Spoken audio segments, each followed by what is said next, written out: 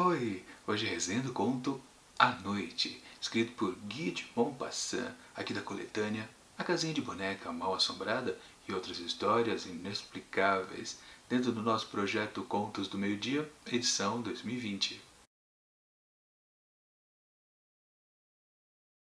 Amo a noite com paixão. Eu amo a noite como alguém ama seus pais ou sua namorada, de um amor instintivo, profundo, invencível. Eu amo a noite com todos os meus sentidos, meus olhos que a veem, o olfato que a respira, as orelhas que escutam o silêncio, com todo o meu corpo que as trevas acariciam.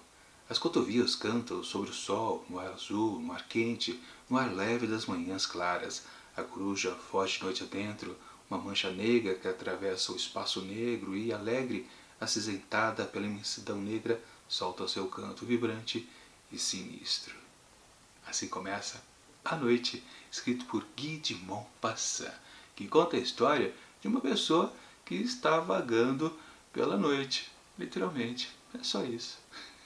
Basicamente é o que acontece aqui nesse conto desse autor francês. Em seguida, esse parágrafo de abertura, a gente percebe que, como oposição, né, já que ele acabou de dizer que ama a noite, ele não curte a parte do dia. Sim, ele se sente desconfortável quando o sol está reinando, mas quando começa a escurecer e tudo vai baixando de luminosidade, ele vai encontrando os encantos que todas as noites oferece. E ele, realmente, essa pessoa, que vamos combinar, né? Não é descrito exatamente quem é. Não sabemos nome, idade, mas a gente pode supor que é um homem, porque a gente não pode imaginar que uma mulher, lá naqueles tempos antigos, a história se passa na cidade de Paris, possa ficar andando pelas ruas, né? Alta madrugada, alta noite, né?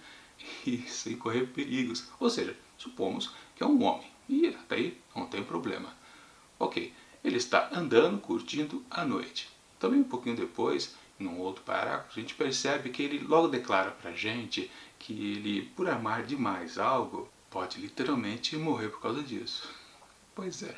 Então, o grande princípio que a gente tem aqui nesse conto de Guy de Maupassant é que exatamente nós temos a expectativa. Sim, é aquela história de assombro, de talvez um terror, que é exatamente isso. A gente ter a expectativa do que possa acontecer com o protagonista da vez. Esta é a batida principal dessa história e com certeza é o que sustenta também até o fim, porque, como eu disse, não tem mais nada acontecendo por aqui. Apenas essa pessoa, este homem, caminhando pela noite. E, claro, a gente pode também logo pensar, ele vai passar por muitos perigos. Não, não vai.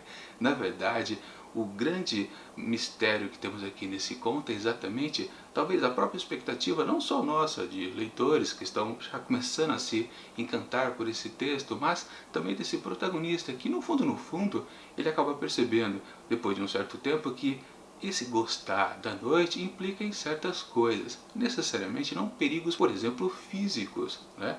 Alguma fera, talvez, um homem, uma outra pessoa, um outro ser humano que possa representar perigo para ele. Não é exatamente isso, mas as sensações que no começo ele gosta, justamente que vem junto com a baixa luminosidade, ou seja, a própria noite, tudo isso, num certo outro aspecto, se você olhar com outros olhos, você percebe que a noite tem lá os seus desencantos, digamos assim, se ele estava encantado antes por causa da escuridão.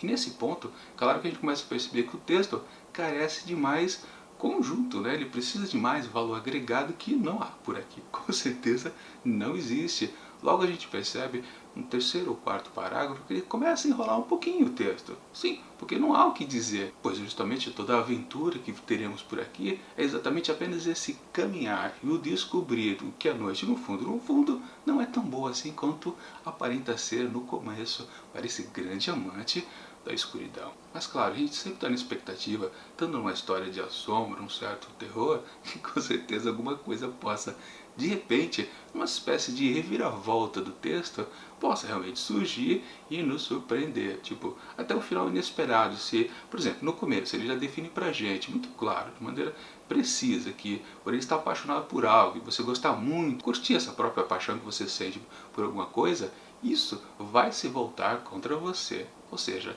há uma expectativa tão grande já colocada no começo do texto que a gente até imagina que sim, possa ter uma reviravolta que vai colocar esse personagem numa situação completamente oposta do que ele está imaginando que realmente possa acontecer, ou que ele havia suposto que pudesse ser o seu destino, que ele não pudesse de nenhuma forma escapar, mas não também.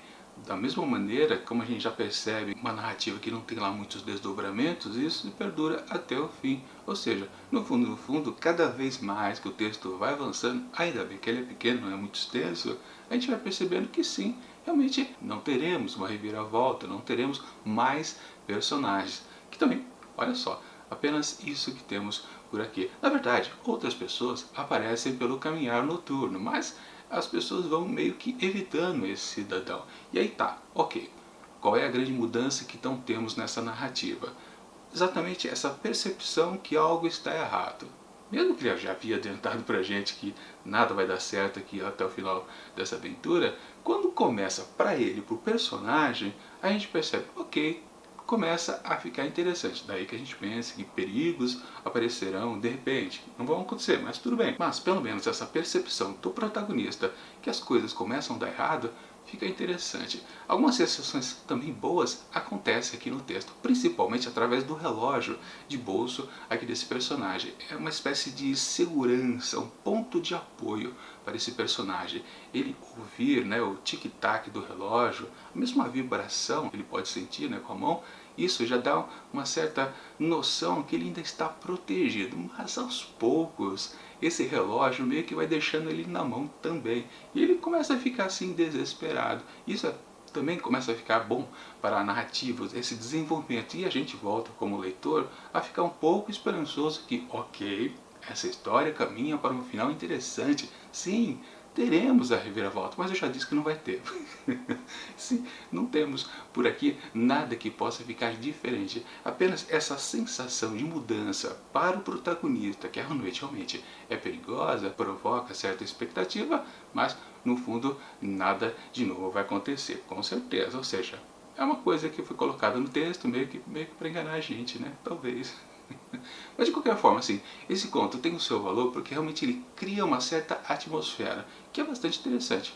Claro, um pedacinho lá, a gente percebe que está sendo um pouquinho enrolado. Nós estamos sendo enrolados, né? Mas não tem problema. Mas tirando isso, claro, o texto, como eu disse, é um fiapo de história. Aliás, não tem história praticamente, né? Não dá nem para chamar de fiapo, né? Porque você dizer que uma pessoa está andando pela noite curtindo a escuridão, não dá para dizer que temos uma narrativa aqui vigorante. Não, não dá, né?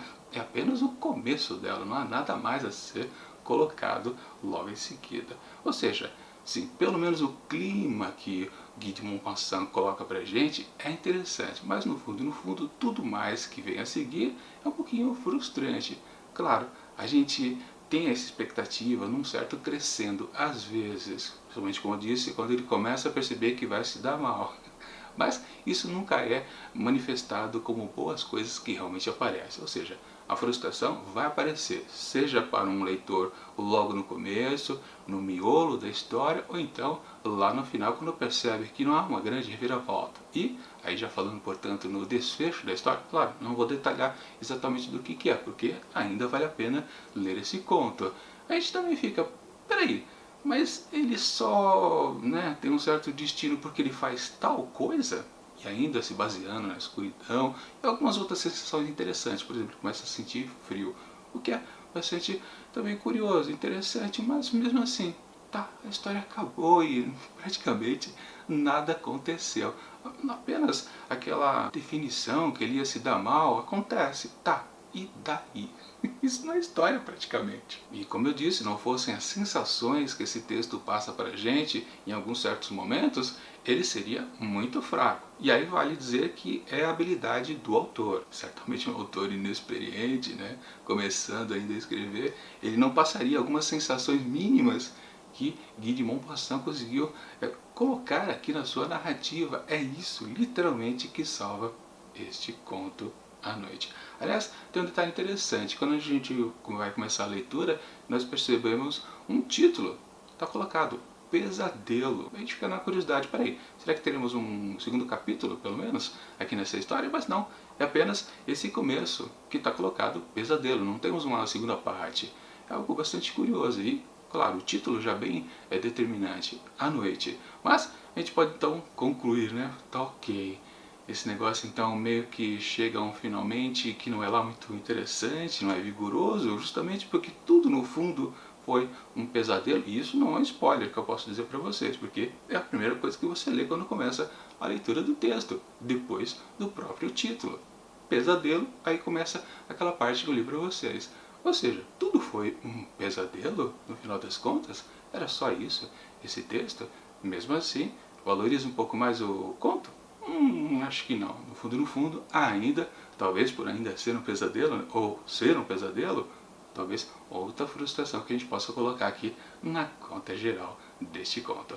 Portanto, para A Noite, escrito por Guy de Maupassant, eu atribuo apenas 3,5 asteriscos. Basicamente a mesma nota que eu estou atribuindo para quase todos os outros contos aqui desta coletânea.